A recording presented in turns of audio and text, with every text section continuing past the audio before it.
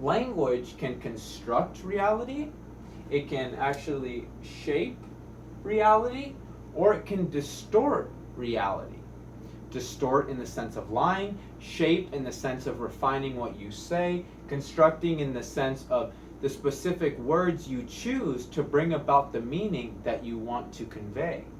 Now, this doors of perception idea is a great quote brought forth by William Blake.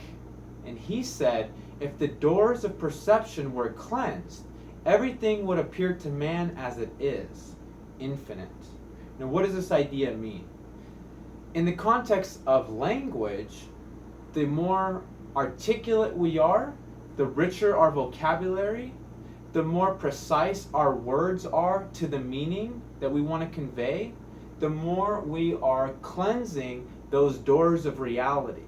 Because in a strong sense, the words we use are like a bridge into our mind.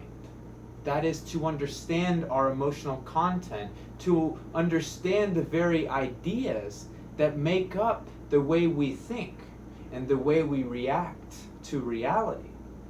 Now, moving on to the next idea, think about the concept of labels. How powerful can certain labels be?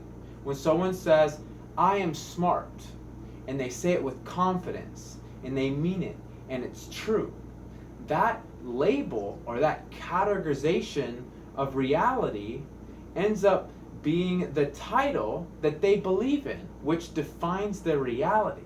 But what happens when someone uses false words to define their reality?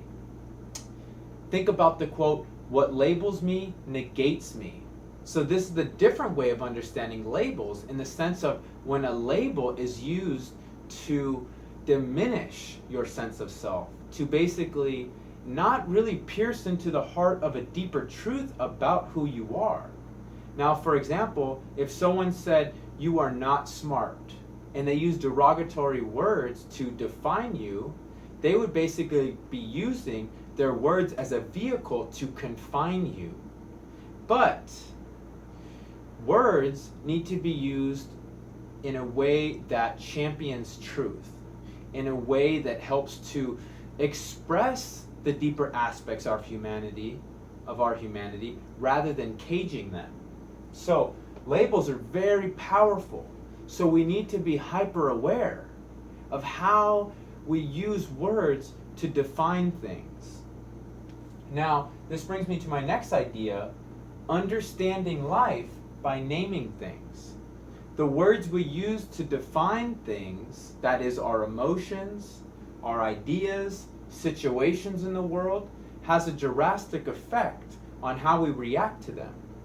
Now, I believe it was Aristotle, possibly Plato, I'm not exactly sure who said this quote, but nonetheless, it's incredibly profound.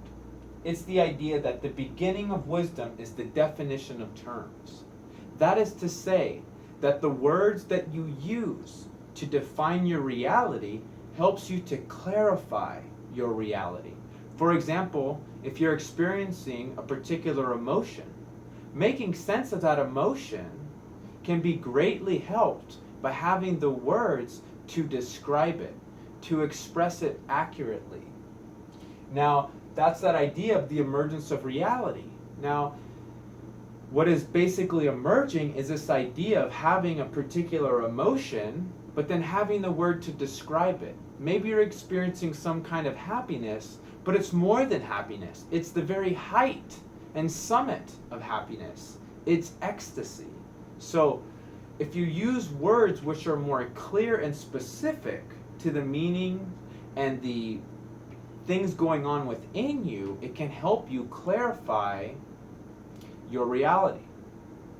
So here's some examples of this quote in action, which is the idea of pro-survival, which I've spoken about in earlier videos. Pro-survival is basically something that adds value to your experience and is advantageous to your survival. Now, this word pro-survival has a very specific meaning, but it means more than just living positively. It has a lot more context to it. but by using specific words, it helps to identify characteristics of our experience. Or take, for example, the idea of emotional vampires. Emotional vampires are those forces of darkness which seek to rob us of our spirit of truth and reality.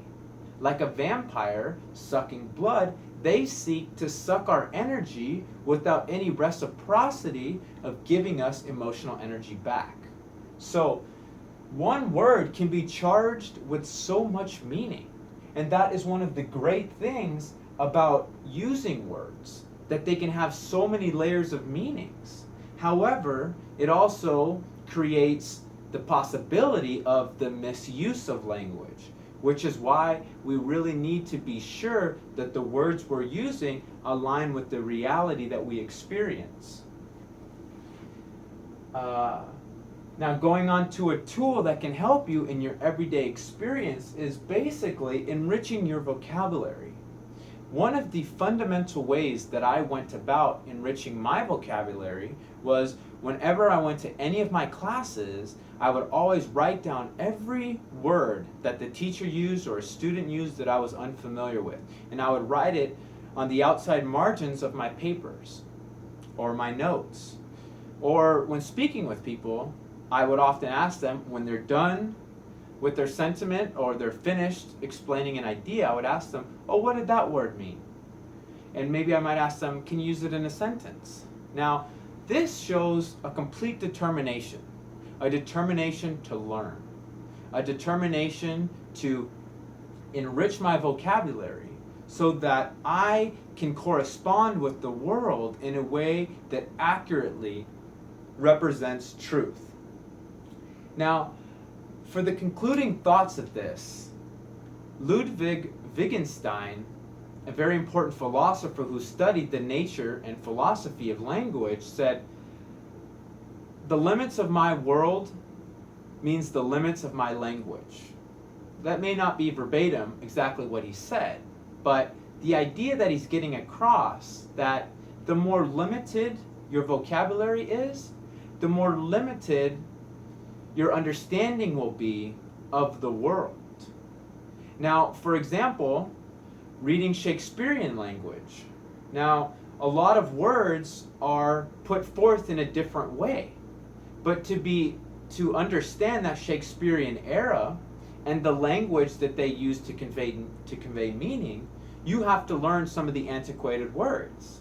But once you learn those antiquated words, it basically creates a bridge of awareness into a new world of reality.